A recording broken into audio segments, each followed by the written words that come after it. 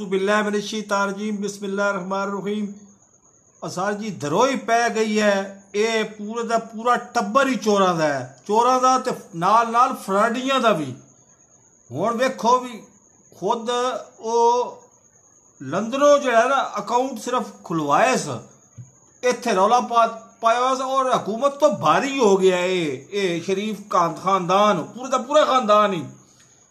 ये 1992 च बेनज़ीर दियां नंगियां तस्वीरां उत्थों सुट्टण तो पहलों सुट्टण तो लैके ते हुण तक, अल्लाह माफ़ करे, अल्लाह माफ़ करे। पूरे का पूरा टब्बर जिहड़ा ना चोरां दा भी है ते चोरां दे नाल नाल ये तुहानूं गल दस छड्डां, ये मौजूदा गौरमेंट PTI की गौरमेंट है, ये भी हाजियां की कोई नहीं।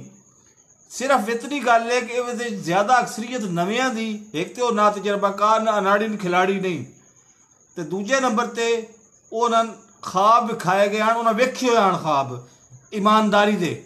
हुण इत्थे आके तो फिर वो वेख के तो फिर लाले तो पै ही वेंदे ना बंदे ने जी।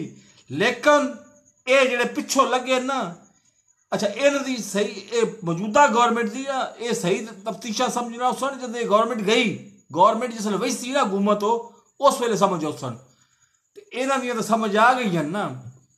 ये तो एक काम तुहाडी पाकिस्तानी हो तो पाकिस्तानी अच्छी तरह जानते हैं, पंजाबी भी अच्छी तरह जानते हैं। जेड़ी खातून हो, मतलब मैं क्या गल करा जी, जेड़ी खातून शादी ते 4.5 महीने बाद बच्चा जम खिलारे, वो अल्लाह ही हाफिज, वो कितनी तेज हो सन अल्लाह ही पता, अल्लाह नूं पता है। ये ना तो होशियार हो जाओ।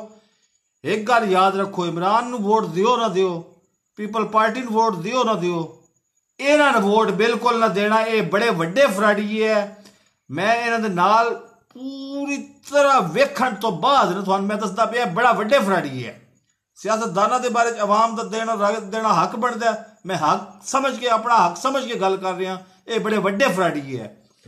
तो मेरे इस चैनल नूं सबसक्राइब करो, नाल लगे बैल आइकॉन नूं दबा, नहीं सॉरी, नाल लगी टल्ली न दबा के ना उससे और उत्ते वाला ऑप्शन दबा छड़ना।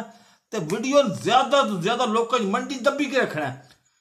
जुलसो ना तो मंडी दबी के रखसो, तो मैं परसों फिर अच्छी रहना है, तो फिर मैं वीडियो होर तुलसा तो ठक नाल थान लगसी जाके। ठीक है, अल्लाह हाफिज।